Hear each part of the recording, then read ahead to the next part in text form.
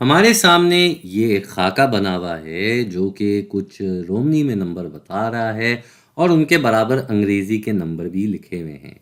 ये आई जो है ये 1 के बराबर है, ये वी 5 के बराबर है। अच्छा, ये आई और वी जो हैं ये अंग्रेज़ी के हुरूफ हैं जो कि रोमनी में नंबरों की नुमाइंदगी करते हैं। इसी तरह ये एक्स एक हुरूफ है जो कि 10 के बराबर होता है, एल जो है वो 50 के बराबर, सी हुरूफ जो है वो 100 के बराबर, इसी तरह अंग्रेज़ी का हुरूफ डी 500 के बराबर है और आखिर में ये एम जो कि 1000 के बराबर है। इस वीडियो में हमारे पास 2 नंबर हैं। हमने इनका रोमनी नंबर पता करना है कि ये रोमनी में कैसे लिखा जाएगा। रोमनी ज़बान में हमें देखना है कि 49 को हम कैसे लिखेंगे। तो भई ये 49 यानी कि 49 है, इसको हमने रोमनी ज़बान में लिखना है। अच्छा, रोमनी ज़बान में सिलसिला ये होता है कि जैसे यहाँ आई जो है ये 1 की नुमाइंदगी कर रहा है, तो 2 के लिए 2 बार आई लिखते हैं, 3 के लिए हम 3 बार आई लिखते हैं, लेकिन जब 4 की बारी आती है तो वो इस अगले जो रोमन नंबर है 5, इससे 1 कम है। तो 4 के लिए हम अमूमन लिख देते हैं, इसको हम यहाँ बता देते हैं, 4 जो है वो हो जाता है कुछ ऐसा। ठीक है जी। इसी तरीके से अगर हम बात करें 6, 7, 8 की, तो ये 5 से 1 ज़्यादा, 2 ज़्यादा और 3 ज़्यादा है। तो 6 के लिए हम 5 के आगे ये आई लगा देते हैं। 7 के लिए हम इस 5 के आगे 2 आई लगा देते हैं। 8 के लिए हम इस 5 के आगे 3 आई लगा देते हैं। लेकिन अगर 9 की बात की जाए तो वो जो है वो थोड़ा-सा फ़र्क आ जाता है, वो 10 से 1 कम है, तो इसलिए हम ऐसे लिख देते हैं। अब रोमनी ज़बान है, हमने तो उसूल इसके बनाए नहीं, लेकिन जो भी उसूल हैं अब आपको समझा देते हैं।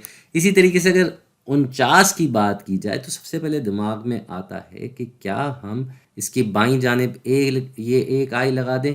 उसकी वजह ये कि ये 50 से 1 कम नहीं, यहाँ ऐसा नहीं होगा क्योंकि ये एल जो है ख़ासा दूर हो गया है।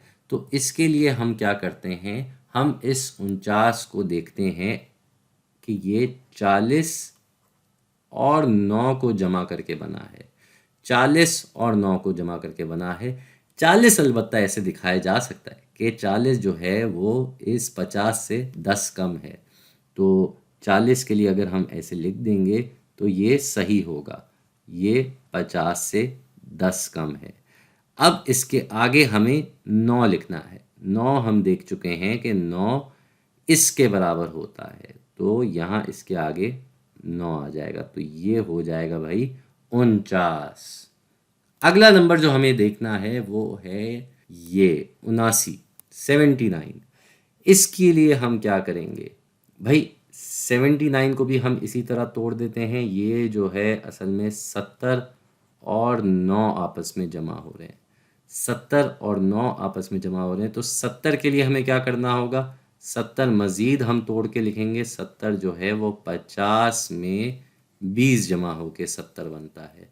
तो 70 के लिए हम क्या लिख देंगे, पहले हम 50 लिख देते हैं भाई। 50 तो सीधा सीधा ये एल है। अब इसके आगे हमें 20 लिखना है। 20 क्या है भाई, 20 दो मरतबा 10 है। तो इसके लिए हमने एक 10 लगाया और हमने 2 10 लगाए और आखिर में आ गई इस 9 की बारी। तो 9 किसके बराबर था भाई, यही ये 10 में 1 कम। तो ये हम इस तरह से 79 लिख देंगे। तो दिलचस्प बात ये है कि कहाँ हम 100 को सिर्फ एक हुरुफ से बता देते हैं सी, और कहाँ ये 79 लिखने के लिए, 79 लिखने के लिए हमें 5 हुरुफ का इस्तेमाल करना पड़ा। नंबर इंग्लिश में और उर्दू में जब लिखे जाते हैं, अंग्रेज़ी और उर्दू में लिखे जाते हैं, तो बड़ा आसान होता है कि एक नंबर की जगह पे 0 से लेके 9 तक के नंबर आ सकते हैं।